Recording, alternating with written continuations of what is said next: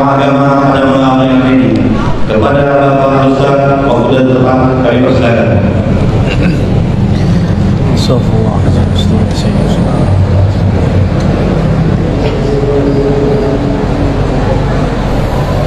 Assalamualaikum warahmatullahi wabarakatuh. Waalaikumsalam. Alhamdulillahi rabbil alamin. Hamdal hamidin. Satu lagi, mic satu lagi mana? Satu lagi. Itu ini apa close dikit. Tes. Mic. Benerin aja. Wireless. Tes satu. Tes. Tes satu. Saya pegang aja. Ya, baik. Ya, saya pegang.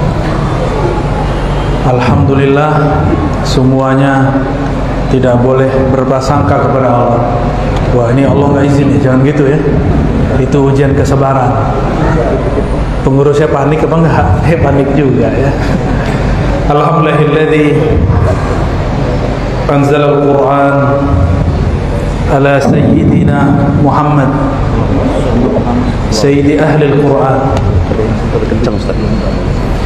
Walhamdulillahilladzi ja'alana min ummati sayyidina Muhammad. Udah ini aja, ini aja ya. Udah nggak apa-apa, ya, ini aja. Jelas suaranya. Udah Pak, jangan panik Pak ya.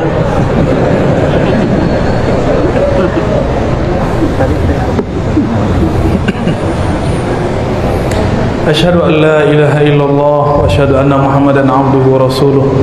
Allahumma salli ala sayyidina Muhammad. Allahumma salli ala sayyidina Ahmad. Allahumma salli ala sayyidina al-Mahdi wa ala alihi wa ashabihi wa li baitihi wa dzurriyyatihi ajma'in. Amma ba'du. Para asatidz, para tuan guru, pengurus masjid, semoga dalam ridha Allah Subhanahu wa taala. Amin. Barusan saya dikasih buku oleh Dr. Iqbal. Masya Allah. Jenggotnya sahih kan? Inta Azhari? Al-Mandili. Takharajta min al-Azhar? Ajib. Saya tadi cemas. Kira di Medan tidak ada ahli sifat 20. Ternyata Dr. Iqbal ahli sifat 20. Tadi bukunya mana tuh? Ini bukan lagi jualannya, tapi saya menyarankan antum baca ini. Tapi kalau pusing, ngaji sama beliau ya. Yang penting ngajinya. Ya.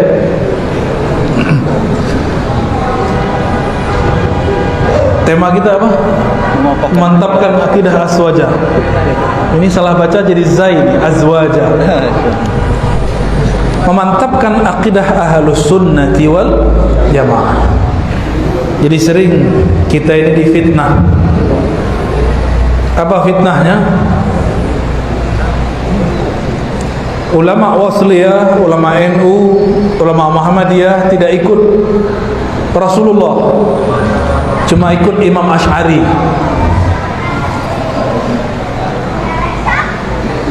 Bahkan ketika kita bermazhab Syafi'i, apa kata dia?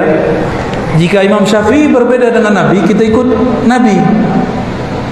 Itulah perkataan paling konyol yang pernah saya dengar di beberapa tahun ini. Katanya alim, katanya doktor juga, katanya tamatan luar negeri juga. Tapi apa kata dia? Jika Imam Syafi'i berbeda dengan Nabi, kita ikut Nabi. Coba antum bayangkan, Imam Syafi'i beda sama Nabi, mungkin nggak? Hah? Mungkin nggak? Yang semangat dong. Mungkin nggak Imam Syafi'i beda Nabi? Mungkin. Imam Syafi'i itu menuliskan manhajnya dalam kitab Ar-Risalah.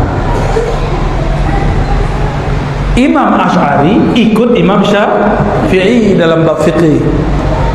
Karena beliau berguru kepada imam-imam yang bersambung silsilah ilmunya kepada murid-murid Imam Syafi'i. Kata kawan, tidak usah ikut Syafi'i, ikut Bukhari aja. Pernah dengar gak? Benar? Gimana cara jawabnya?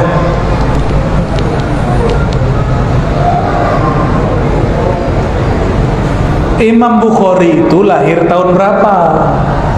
Imam Syafi'i wafat tahun berapa? Tanya aja sama dia. Kalau dia tidak tahu, bilang ke dia, uskut. Man kana yu'minu billahi wal yawmil akhir falyaqul khairan aw liyasmut. Kalau ente enggak punya data, diam. Jangan pakai logika-logika dangkal. Itu logika dangkal. Imam Syafi'i punya murid di Makkah, namanya Abdullah bin Zubair Al-Humaidi. Saya sering bahas ini, tapi nggak apal-apal juga kan. Barusan kan tes itu, apal apa tidak? Ya, katanya jamaah Al-Yutubiyah. Iya, berarti belum sahih itu ya. Imam Syafi'i dulu punya asisten, khadamnya dia, namanya Abdullah bin Zubair Al-Humaidi. Siapa namanya? Abdullah bin Zubair Al-Humaidi. Lambat semenit. Emang susah ngapal namanya, bener. Tapi ngapal duit mudah ya. Imam Humaidi ini kemana Imam Syafi'i berguru, dia khidmah bawakan kitab Imam Syafi'i. Maka gurunya Imam Syafi'i, gurunya dia. Tapi dalam fikih dia berguru ke Imam Syafi'i. Fabarakallahu alaihi, Allah memberkati hidupnya, ilmunya. Imam penyusun Sahih Bukhari, kitab paling sahih setelah Al-Quran. Hadis pertama dalam Sahih Bukhari, hadis innamal a'malu binniyat, diriwayatkan dari murid Imam Syafi'i ini.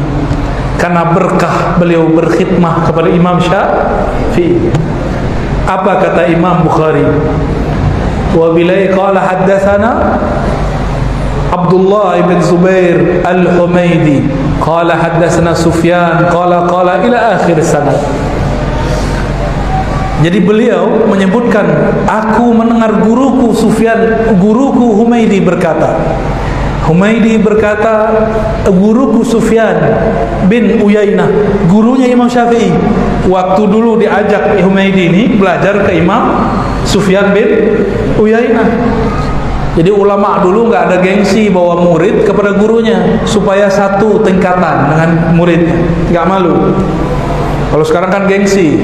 Saya punya kawan, dia juga guru sanad. Saya tanya, kamu dapat sanad dari mana? Oh, dari Syanu. Boleh saya tanya di mana dia? Oh, nggak bisa. Itu anak-anak jadi ustad, ya. Jadi ustad tapi childish, mau jadi pemburu sanad tapi nggak mau berbagi, maka sanadnya segitu-gitu aja. Tapi kalau kita bilang, oh di sana, nanti Allah bukakan lagi sanad yang baru. Oh di sana, nanti dibukakan lagi sanad yang baru. Ya, jadi jangan pelit. Ini punya sanad kok pelit, belum tentu masuk surga juga ya. Jadi Imam Bukhari, pengarang Sahih Al-Bukhari, itu murid dari muridnya Imam Syafi'i. Gimana? Jadi masih ikut Imam Syafi'i nggak? Yakin? Siapa nama guru Imam Bukhari? Abdullah bin Zubair Al-Humaidi. Siapa nama gurunya? Syafi'i. Oke, dapat? Apa enggak? Insyaallah. Insyaallah. Begitu juga Imam Muslim datang ke Mekah cari murid Imam Malik, ketemu, dan itu menjadi hadis pertama dalam hadisul iman, hadis tentang dialog Sayyidina Jibril dengan Sayyidina Muhammad sallallahu alaihi wasallam. Jika Imam Bukhari awal hadisnya, awal gurunya orang Mekah, murid Imam Syafi'i, maka Imam Muslim mencari murid Imam Malik. Jadi mereka ini berguru, mereka ini bermazhab. Imam Asy'ari juga berguru. Kata orang, kau ini mazhab Syafi'i, tapi tidak ikut akidah Imam Syafi'i. Saya mau tanya, ada nggak kitab akidah Imam Syafi'i? Hah? Ada? Ada apa enggak? Nggak ada. Yang ada kalam beliau diriwayatkan tentang akidah ketika beliau dulu berdebat dengan ahli kalam. Cuma oleh kawan diterjemahkan dengan terjemahan sesuai hawa nafsu dia. Imam Syafi'i dulu pernah berkalam, hukmi fi ahli kalam ayyudrabu bil jarid. Ini panjang kalamnya, diriwayatkan oleh Imam Al-Baihaqi. Hukumku terhadap ahli kalam. Ahli kalam ini kelompok namanya Qadariyah. Apa nama kelompoknya? Tidak meyakini ada takdir. Apa nama kelompoknya? Bukan Qadiriyah ya. Qadiriyah nama thariqat sufi. Jangan salah nama. Imam Syafi'i berdebat dengan tokoh namanya Hafaz Al-Fard. Siapa namanya? Tuh, nama lagi tuh, pusing gak? Selamat pusing. Hafaz Al-Fard. Hafaz Al-Fard ini tidak percaya takdir Allah. Tidak percaya kepada takdir, berarti rukun imannya kurang lengkap, tidak sampai 6. Berkatalah Imam Syafi'i, hukumku, pandanganku terhadap Hafaz Al-Fard ahli kalam Qadariyah, dia boleh dipukul dengan pelepah kurma lalu diseret di kampung. Tapi oleh kawan, karena saya ini lama ngaji hadis, bingung mau serang dari mana. Serangnya lewat S1 saya. Saya punya S1 3, tapi yang selesai 2. 1 Darus Sunnah, khusus ngaji hadis. Jadi lisan saya dari situ.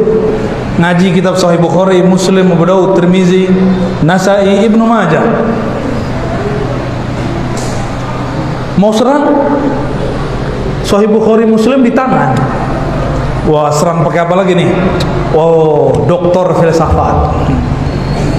Maka dia ganti terjemahan kalam itu. Inilah hawa nafsu mereka. Apa kata mereka? Hukmi fi ahli kalam diterjemahkan, hukumku terhadap orang berfilsafat. Ini orang menerjemah sesuai hawa nafsunya. Ini bahaya ini. Tapi umat karena nggak ngerti ilmu kalam, nggak ngerti bahasa Arab, men iya aja.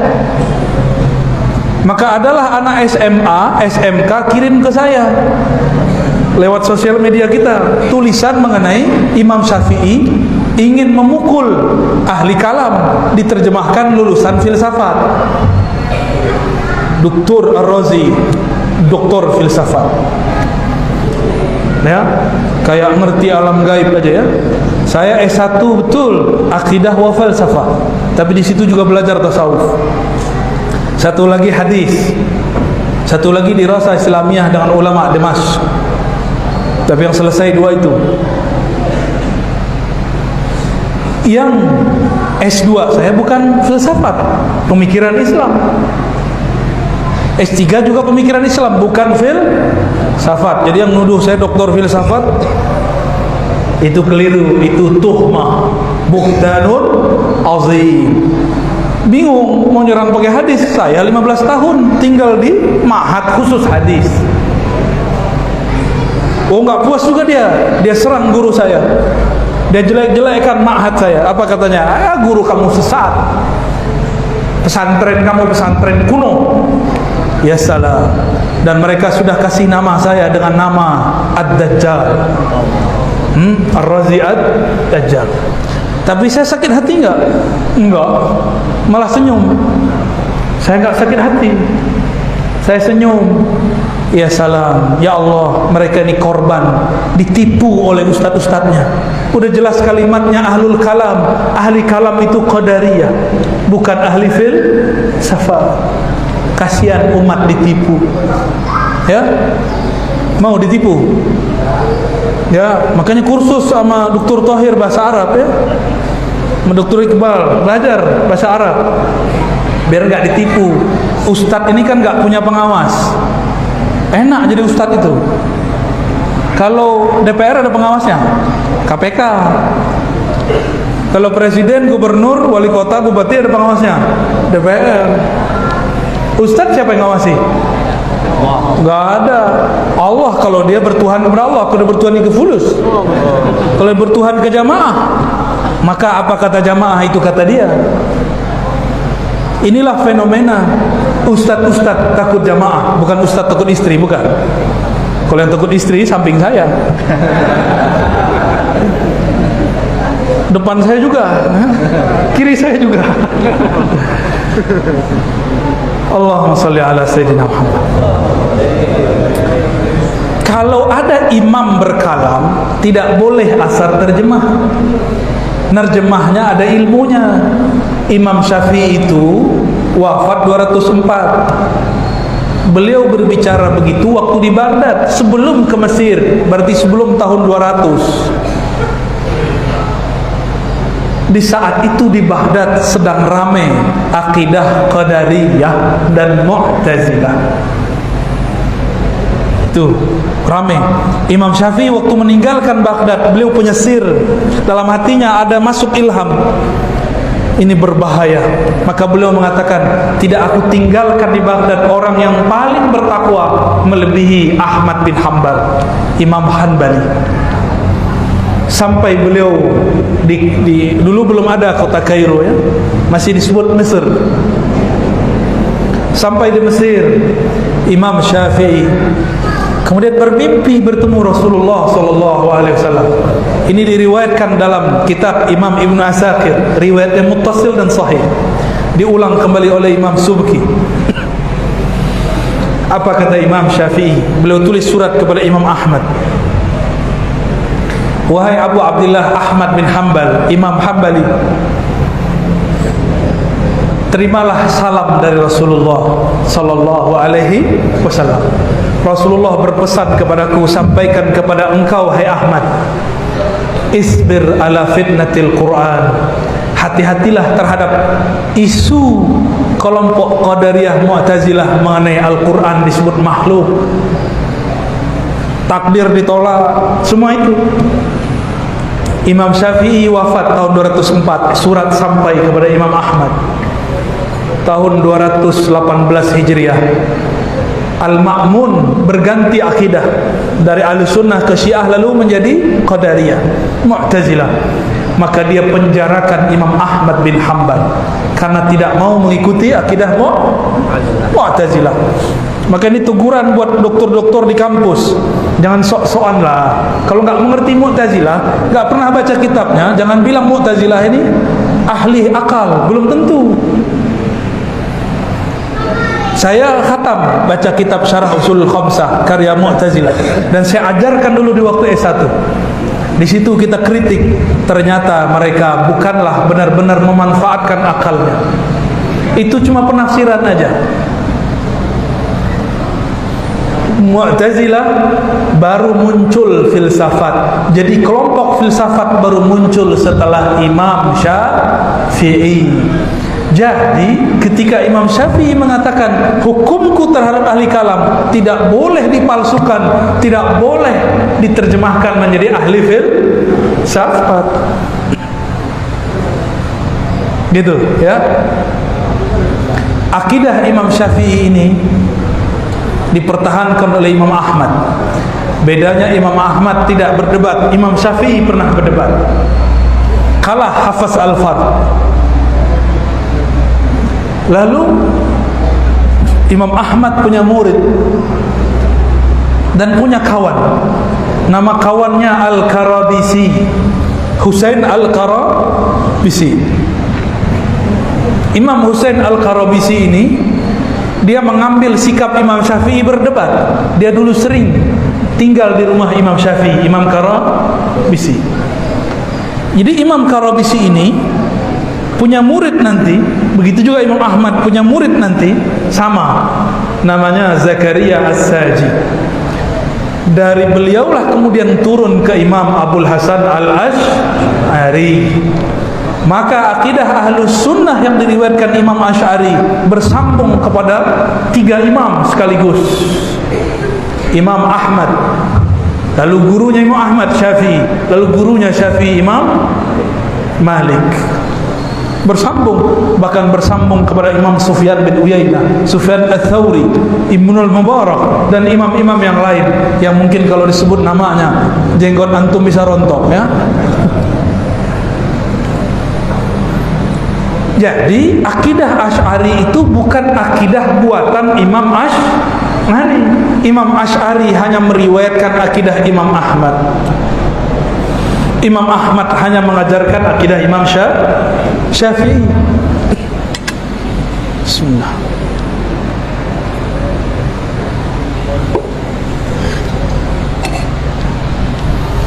Gimana? Masih ragu berakidah Asy'ariyah? Di sini sudah ada pengajian sifat 20 belum, Ustaz? Pak. Sudah. Siapa? Dr. Iqbal ini, Ustaz? Alhamdulillah. Semoga tambah rame, ya. Tugas saya kan manas-manasin pakai tabligh akbar, ya. Habis itu antum yang panasin sendiri.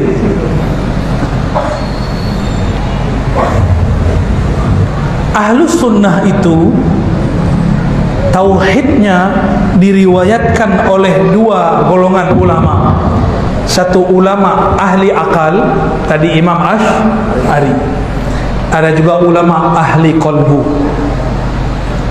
Imam Asy'ari juga berguru ke ahli qalbu, namanya Imam Junaid, Imam Ruwaim, dan imam-imam yang lain.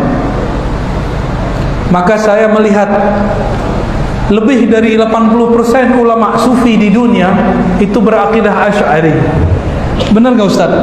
Di Al-Azhar begitu nggak? Ya, Al-Habib Omar di Yaman akidahnya apa? Asy'ari. Mazhabnya apa? Syafi'i. Syekh Ali Jum'ah, Syekh Yusri di Mesir, akidahnya apa? Asy'ari. Mazhabnya apa? Syafi'i. Thariqatnya apa? Thariqatnya Syadziliyah. Syadziliyah. Mereka juga berthariqah. Syekh Ali Jum'ah juga berthariqah Qadiriyah, juga berthariqah Naqsyabandiyah. Lalu beliau membuat thariqah sendiri, thariqah Siddiqiyah Aliyah. Ya. Syekh Yusri bangun thariqah sendiri, Siddiqiyah Yusriyah. Jadi thariqah itu masih berkembang sampai sekarang. Kalau si imamnya, mursyidnya menguasai ilmu thariqah, metodologinya, dia boleh mengembangkan thariqahnya. Inilah hebatnya ulama-ulama ahli qalbu. Dan Syekh Yusri punya kitab akidah, Syarah Aqidah Al-Muhammadiyah, seingat saya, ya. Barakallahu lahum ajma'in, ya. Maka ada nggak sufi orang tarekat akidahnya bukan akidah Asy'ariyah? Ada nggak? Nggak ketemu saya, kecuali sebelum Asy'ari lahir. Kecuali ada satu, Sidi Ahmad Al-Ghumari. Beliau orang Tonja, tapi beliau sebenarnya akidahnya hampir sama dengan akidah Imam Asy'ari. Cuma beliau ini kan mujtahid mutlak, bisa buat mazhab sendiri. Seorang mujtahid haram ikut mujtahid yang lain. Kalau antum ini udah mujtahid belum? Apa? Ahli jahid? Mujtahid belum? Ahli jahid sudah. Cukup? Mau tanya jawab? Ya, tanya jawab ya.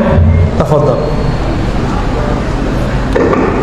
Assalamualaikum warahmatullahi wabarakatuh. Ya, jika saya ingat kaum muslimah dan musyafiah adalah fadil, apakah seluruh amalannya juga fadil, sholat, puasa dan sebagainya? Apakah menjadi tolak harta pasangan suami istrinya dan bila mati tidak bertahuan maka dia sudah dimandikan dan disalahkan kaum muslimin? Ulama Asy'ariyah yang nazariyah akliyah, ahli akal, ini agak ketat. Siapa yang membendakan, menjisimkan Allah, maka dia kufur, tapi bukan murtad. Kufur nikmat akal. Inilah mauqif para ulama kita. Bahkan Imam Sufi seperti Abuya Said Muhammad Alawi Al-Maliki menggunakan itu dalam kitabnya Fahmun Nusus. Siapa yang membayangkan Allah itu dengan sifat-sifat benda, berada di suatu tempat, berpindah-pindah, maka dia telah menyembah berhala. Begitu perkataan Abu Said Muhammad Alawi Al-Maliki. Itu beliau udah marah itu ya. Dulu masih mau mencari titik temu dengan kelompok yang tadi itu, tapi lama-lama beliau sudah tidak tahan karena dianggap tauhid oleh kelompok yang tadi antum sebut itu. Lalu saya gimana? Saya dalam bab akhliyah ikut beliau, tapi bab secara rohani saya dapat satu hadis dalam Sahih Muslim. Di Sahih Muslim, Allah Subhanahu wa taala pada hari kiamat jaa ila qaumin, datang kepada suatu kaum bi suratil lati la ya'rifunaha, dengan surah, dengan tajalli, manifestasi yang mereka tidak pernah lihat, yang mereka tidak kenal. Lalu Allah yang tadi menjelma itu mengatakan, ana rabbukum, aku Rabb kalian. Apa kata kelompok ini? Kamu bukan Tuhan kami. Lasta bi rabbina, kamu bukan Tuhan kami. Lalu datang Allah bi suratil lati ya'rifunaha. Allah datang dengan formulasi bentuk yang mereka kenal. Ini namanya tajalli. Allah memantulkan sifatnya. Karena Allah tidak bersurah, tidak berbentuk. Allah Maha Suci dari bentuk. Berarti ada hadis, cuma dari jarak antara dia menunggu Allah datang pertama dengan Allah datang kedua, itu jaraknya ribuan tahun. Mereka tertahan di padang mahsyar. Jadi mereka masih dapat posisi. Itulah posisinya. Beda dengan orang-orang al-mutahabbina fillah, yang saling mencintai dengan dalam ruhullah. Dalam hadis Abu Daud, al-mutahabbina bi ruhillah, yang saling mencintai dalam ruhnya Allah, dengan ruhnya Allah. Mereka ini belum dihisab, belum ditimbang, sudah dijemput oleh Rasulullah sallallahu alaihi wasallam. Tidak perlu dihisab, tidak perlu diazab. Mereka lah para wali-wali Allah. Dan kebanyakan wali ini sufi. Ahli fikih yang sufi itu wali. Jarang sekali ahli fikih itu sufi. Bahkan sekelas Imam Syafi'i dituduh benci sufi. Benar enggak? Benar. Mereka riwayatkan lagi kata-kata Imam Syafi'i di kitab Al-Baihaqi, tapi penjelasan Imam Baihaqi mereka tidak kutip. Mereka berkhianat kepada Imam Al-Baihaqi dan Imam Syafi'i. Kata mereka, Imam Syafi'i berkata, sufi itu jahulun kasulun, jahil sangat jahilnya, malas sangat pemalasnya. Kata siapa? Imam Syafi'i. Ini kata mereka. Giliran cocok sama nafsunya diambil kalam Imam Syafi'i. Padahal tadi dia ngomong kalau Imam Syafi'i beda sama Nabi, jangan ikut Syafi'i, ikut Nabi. Sekarang cocok dengan nafsunya, maka diambil kalam Imam Syafi'i. Dia lupakan ada kitab Diwan Syafi'i, bahwa Imam Syafi'i mengatakan jadilah kamu faqihan sufian, faqih yang sufi. Dia lupakan riwayat Kusyairi supaya Imam Ahmad jangan uji-uji seorang sufi. Pingsan Imam Ahmad habis menguji seorang sufi. Dia lupakan riwayat-riwayat yang tidak sesuai dengan nafsu mereka. Afara'aita man ittakhadha ilahahu hawa. Apakah engkau melihat orang yang menjadikan Tuhannya adalah hawa nafsunya? Cocok sama nafsunya diambil. Nauzubillah min dzalik. Imam Kusyairi akidahnya Asy'ari, nulis kitab Risalah Kusyairiyah, ditulis di situ akidah gurunya Asy'ari, namanya Imam Junaid. Apa kata Imam Junaid? At-tauhid ifradul kinani 'anil hudus. Tauhid itu engkau mampu membedakan antara yang qadim dan yang diciptakan. Allah itu qadim, sedangkan alam semesta termasuk aras, termasuk kursi, termasuk langit dan bumi, itu semua dicipta. Engkau mampu mengesahkan Allah. Allah tidak butuh aras, araslah yang butuh Allah. Gitu ya. Ada lagi? Bagaimana caranya kita bisa mendapatkan seorang mursyid secara jalur rohani? Mendapatkan mursyid rohani, ruh itu adalah kiblatnya kolbu. Kebanyakan mursyid melatih kolbu dan nafsiyah. Jadi ada mursyid itu ada 5 mursyid. Guru, mursyid jasadiyah, guru jasad, guru silat, guru fitness, itu guru jasad tuh. Guru baris berbaris, guru apa? Mursyid jasad. Ada mursyid akal. Nah ini nih, para dakatir ini, dokter ini mursyid akal. Akal itu dia butuh dalil. Mana dalilnya?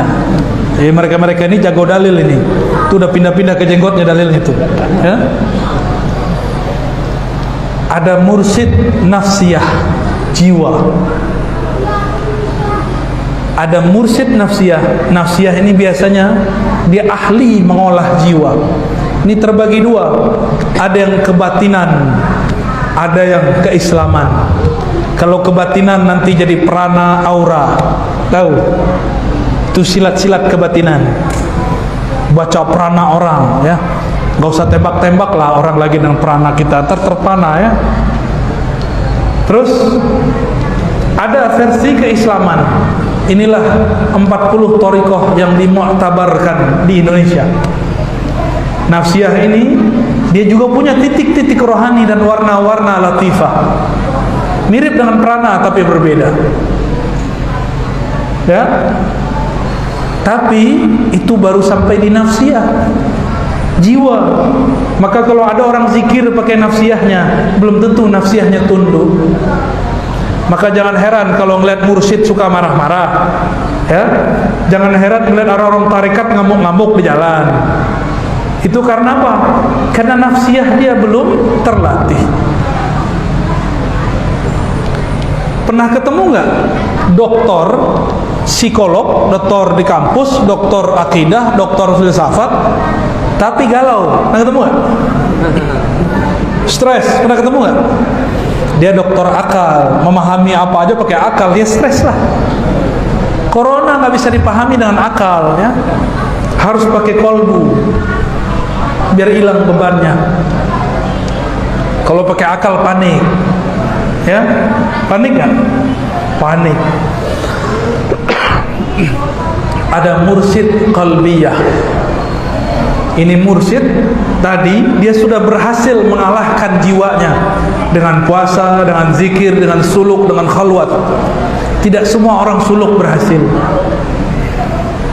Makanya mursyid-mursyid ini kalau hobinya talqin, yang ditalkinnya pejabat jadi bahan cerita. Saya habis talkin gubernur, saya habis talkin doktor, saya habis talkin. Emang itu apa ngomong gitu? Saya baru mentalkin 1000 orang. Itu bentuk narsis gaya jadul. Kalau kayak anak-anak muda ini foto sama ustadz pasang di, ya sama begitu. Siapa yang ngomong? Bukan saya. Ibrahim Al-Matbuli punya murid namanya Abdul Wahab Asy'arani. Beliau tulis begitu. Ciri-ciri mursyid yang belum selesai nafsiyahnya, masih riya. Dia girang kalau mentalkin pejabat, dia girang kalau muridnya banyak, dia sedih kalau suruh suluk sebelah lebih ramai daripada suluk dia. Kalau kampus akliyah nafsiyah, kampusnya sepi, pendaftar dia sedih juga, stres juga ya. Mirip-mirip stres itu. Bedanya ini stresnya masih bisa dilawan pakai zikir, di nafsnya, di jiwa. Disebut kolbu, disebut ruh, disebut sir, khafi, akhfa. Itu semuanya nama-nama nafsiyahnya, bukan kolbunya ruhani, tapi baru kolbunya nafsiyah. Maka kadang-kadang orang dengan zikir-zikir 7 lataif ini suka ngintip-ngintip kalbu guru. Ya, janganlah intip-intip ya. Kalau itu cahayanya lebih terang dari cahaya antum, sama seperti melihat matahari, silau buta matanya. Kalau kita ini berniat jadi murid, jangan intip-intip lah mursyid. Ya, kecuali Allah kasih unjuk, Allah perlihatkan mukasyafah, itu lain. Ini ciri-ciri mukasyafah dari Allah. Allah yang bukakan tanpa diminta. Ciri-ciri mukasyafah nafsiyah berasal dari waswas syaitaniyah. Kita lihat-lihat, lihat satu-satu. Sudahlah. Mau sampai kapan antum begitu? Ya, banyak yang begitu. Saya kemana-mana jalan Pak, coba-coba sama orang, coba dilirik-lirik. Sudahlah, cukup husnuzon kepada orang. Ya, husnuzon kepada orang. Kalau kita husnuzon, nurnya pindah kepada kita, nurnya mengalir kepada kita. Oke? Sama itu yang pakai prana-prana, aura-aura, sama itu. Tapi kalau mursyid qalbiyah, dia sudah sampai pada maqam ihsan yang nomor 2. Fa in lam takun tarah fa innahu yarah. Jika engkau tidak merasa memandang Allah, maka yakinilah Allah sedang memandangmu, menatapmu. Itu orang sudah jadi wali Allah. Jadi siapa yang berhak jadi mursyid, minimal dia masuk ke alam qalbiyah. Jadi jangan buru-buru juga ngangkat khalifah, ya, ngangkat wakal talqin. Sampai dulu dia ke makom qalbiyahnya, dia merasa dipandang oleh Allah, bukan merasa dipandang murid. Ini antum mandang saya, siapa yang gerakin? Allah. Maka saat itu Allah mandang saya. Namanya pandang wajhur rububiyah. Jika Allah langsung memandang tanpa lewat makhluknya, disebut wajhul uluhiyah, memandang dengan ahad zatnya. Oh, itu panjang lagi ceritanya itu ya. Cukuplah. Yang satu lagi masalah sholat. Mengapa sholat kita, ibadah kita tidak terasa nikmat, padahal dalam sholat itu hakikatnya kita menghadap bertemu dengan Allah. Sholat kok nggak nikmat? Lagi makan apa? Kalau di Medan yang paling enak apa? Iga. Apa? Bika Ambon. Apa lagi? Orang Medan kok makan Bika Ambon? Gimana ceritanya? Tapi kalau teman-teman saya ini yang paling enak katanya duren. Cuma sayangnya durennya lagi nggak musim. Alhamdulillah dapat juga, mabok juga tadi ya. Lagi makan durian, yang diingat kata dokter, hati-hati, tar perutmu GERD, perutmu nanti asam lambung. Jadi mau makan mikir-mikir. Jadi nikmat gak? Makan tuh jangan dengan perasaan, makan tuh pakai lidah, minta izin kepada Allah. Bismillah ya Allah, izinkan aku makan. Nikmati itu makanan, nikmat tuh makanan.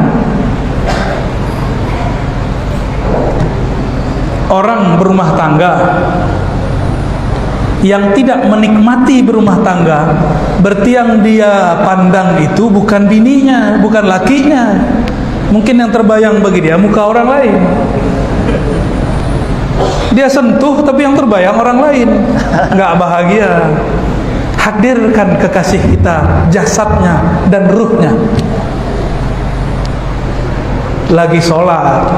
Sholat ini tubuh kepada Ka'bah, mata ke tempat sujud, kalbu ke nama Allah dan sifat Allah, ruh kepada ilah zatullah, zatnya Allah subhanahu wa ta'ala. Tahu nggak ruhnya di mana? Nggak tahu, apalagi tentang Allah. Maka Ibnu Al-Izz ya? Imam Al-Izz Abdissalam mengatakan, Abu Bakar As-Siddiq berkalam, al-ajzu anil idrak. Ma'rifat itu ketika engkau mengaku hanya Allah lah yang tahu tentang dirinya. Aku adalah hamba paling bodoh, aku cuma mampu menyebut namanya, itu pun dia yang membacakannya. Aku hanya mampu sujud, itu pun dia yang menggerakkannya. Rasakan kita digerakkan oleh Allah. Rasakan kalau kita nyebut namanya, Allah yang menggerakkan. Itulah makna Allahumma a'inni ala zikrika. Ya Allah, bantu lidahku nyebut nama Engkau. Ya Allah, bantu kalbuku berkiblat ke nama Engkau. Di saat itulah seorang hamba dapat menikmati solatnya. Itulah makna aqimis salata li dzikri. Usaha, kalau saya menerjemahkan akim bukan dirikan, usahakanlah menyempurnakan solat untuk mengingat Allah. Solat kita mungkin belum sepenuhnya ingat Allah, maka jangan pernah bangga dengan solat itu. Itulah rahasianya kenapa habis assalamualaikum kita baca istighfar. Astaghfirullah ya Allah, solatku tidak khusyuk. Astaghfirullah ya Allah, tadi ketika sujud aku tidak ingat kepada Engkau. Kalau imam baca ayat, suaranya merdu terasa olehnya, terus dia mengatakan, saya memerdukan supaya yang di belakang keasikan. Dia kemudian istighfar, ya Rabb, ampunkan aku membaguskan suaraku bukan untukmu, tapi untuk selainmu. Nah, ini kalau jadi imam ada caranya. Jadi imam supaya khusyuk solatnya, ini namanya makom imam. Sahabat namanya Abu Musa Al-Asy'ari. Abu Musa lagi baca Quran malam-malam hari, Nabi tertegun dan Nabi berdiri diam. Bayangkan dulu ketika Nabi Daud baca Mazmur atau Zabur, beliau baca berhari-hari, burung berhenti, angin berhenti, air pun menjadi tenang, sehingga ada burung tidak jadi terbang hari ketiga mati. Dia mati mendengarkan seruling Daud atau senandung Nabi Allah Daud. Ini yang berhenti bukan burung, bukan air, bukan angin. Yang berhenti adalah Sayyidul Alamin, Sayyidul Mursalin, Sayyidul Anbiya, Sayyidul Arifin, Sayyidul Zahidin, penghulu alam semesta. Beliaulah Rasulullah tertegun berhenti ketika Abu Musa baca Al-Quran. Maka secara ruhiyah Sayyidina Abu Musa adalah pewaris rohani Nabi Daud. Dan sempurnanya Nabi Daud ketika dia mewarisi kenabiannya kepada Abu Musa, maka sahabat itu jadi wali karena dia mewarisi nabi-nabi. Ulama pewaris para nabi. Ini ulama kita nggak tahu nih pewaris nabi siapa nih ya. Semuanya yang mewarisi Imam Mahdi cuma satu, yang mewarisi Nabi cuma satu, Al-Ghaus di akhir zaman namanya Al-Mahdi. Ya, kita paling cuma mewarisi sebagian saja.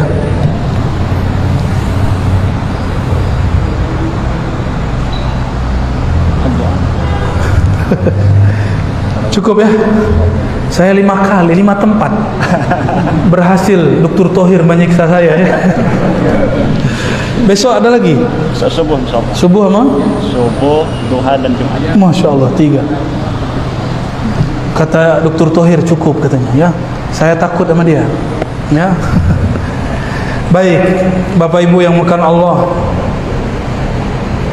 apabila orang-orang meragukan akidah Ahlus Sunnah, maka bawalah sanad. Apabila orang meragukan nasab habaib, bawalah nasab. Apabila orang meragukan thariqat, bawalah ijazah. Ya. Apabila orang meragukan Allah Subhanahu wa taala, bawakanlah hujjah-hujjah mengenai wujudnya Allah Subhanahu wa taala. Semoga kita yang hadir malam ini diberkahi oleh Allah Subhanahu wa taala.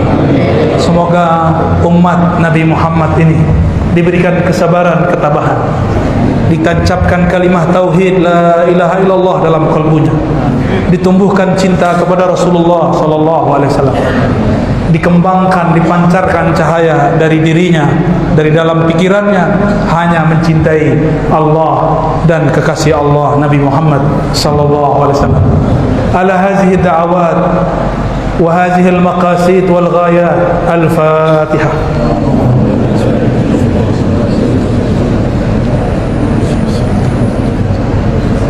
Warahmatullahi wabarakatuh. Alhamdulillah rabbil alamin. Mohon maaf tidak usah salaman ya. Cukup